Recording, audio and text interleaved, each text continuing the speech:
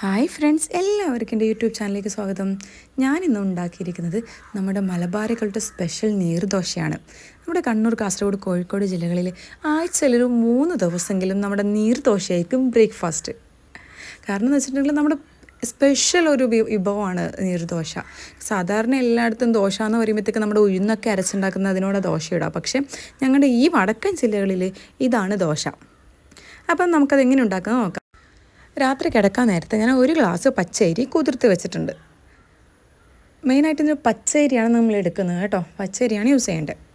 അതിപ്പോൾ ഞാൻ രാവിലെ തന്നെ എണീച്ചു. എനിക്കിപ്പോൾ നേരത്തെ തന്നെ ഫുഡ് ഉണ്ടാക്കണം, കാരണം കുട്ടികൾ സ്കൂളിൽ പോകേണ്ടതാണ്. അപ്പോൾ ഞാനിന്ന് എണീച്ച ഉടനെ തന്നെ നമ്മുടെ നീർദോശയുടെ പരിപാടിക്ക് പോവുകയാണ്. അത് നല്ല വൃത്തിയായിട്ട് കഴുകിയെടുത്തു. ഇനി നമുക്ക് ഇതൊന്ന് മിക്സി ജാറിലോട്ട് മാറ്റാം കേട്ടോ.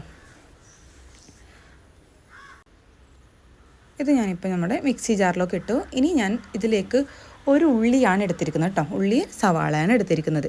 ഇനി നമുക്ക് ഇതൊന്ന് വെള്ളം ചേർത്ത് അരച്ചെടുക്കാം.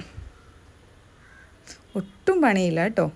ഇനി ഞാൻ ഇതിലോട്ട് തേങ്ങ ചേർത്ത് കൊടുക്കുന്നുണ്ട് കേട്ടോ. തേങ്ങ വേണമെങ്കിൽ ചേർത്താൽ മതി, ഞങ്ങളെപ്പോഴും ചേർക്കാറുണ്ട്. അപ്പം ഞാനിതിലേക്ക് 2 പിടി തേങ്ങയാണ് ചേർത്ത് കൊടുത്തേക്കുന്നത് കേട്ടോ. ഇത് നമുക്ക് ബ്രേക്ക്ഫാസ്റ്റിന് ഒരു പണിയില്ലാണ്ട് പെട്ടെന്ന് ഉണ്ടാക്കാൻ പറ്റുന്ന ഒരു വിഭവമാണ് നമ്മുടെ മലബാറികളുടെ സ്വന്തം നീർദോശ. അപ്പോൾ നമ്മുടെ മാവ് റെഡി ആയിട്ടുണ്ട്. ഞാനിതൊരു പാത്രത്തിലേക്ക് മാറ്റി. ഇനി നമ്മുടെ ദോശക്കല്ല് അടുപ്പത്ത് വെച്ച് അത് ചൂടാവുമ്പോൾ നമ്മൾ വെളിച്ചെണ്ണയാണ് ഇനി ഉപയോഗിക്കുന്നത് കേട്ടോ. അപ്പോൾ നമ്മുടെ ചട്ടി ചൂടായതിന് ശേഷം ഞാൻ കുറച്ച് വെളിച്ചെണ്ണ നമ്മുടെ ഈ ദോശക്കല്ലോട്ട് തടവി കൊടുക്കുന്നുണ്ട്. ഇനി നമുക്ക് നമ്മുടെ സാധാരണ ഒരു തവിയില്ലേ, നമ്മുടെ നാട്ടിൽ കയ്യിൽ എന്ന് പറയും, ആ തവിയിൽ ഒരു 3/4 മാവ് എടുത്തിട്ടാണ് ഞാൻ ഈ ദോശ ഒരു ദോശയ്ക്ക് വേണ്ടി എടുത്തത് കേട്ടോ.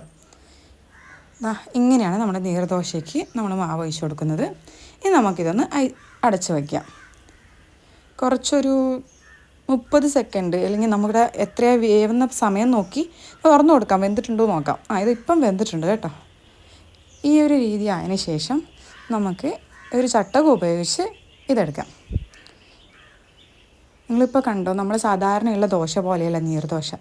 നല്ല രസമാണ്, നല്ല നേരിയ ദോശയായിരിക്കും കേട്ടോ, വണ്ണമില്ല.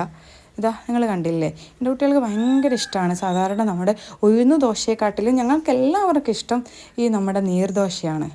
അപ്പോൾ എൻ്റെ നീർദോശയുടെ റെസിപ്പി നിങ്ങൾക്ക് ഇഷ്ടമാണെങ്കിൽ നിങ്ങളെല്ലാവരും ട്രൈ ചെയ്യുക കേട്ടോ. എന്നിട്ട് നിങ്ങൾ ഉണ്ടാക്കിയത് എങ്ങനെയുണ്ടെന്ന് പറഞ്ഞിട്ട് എനിക്ക് കമൻറ്റ് ചെയ്യുക കേട്ടോ.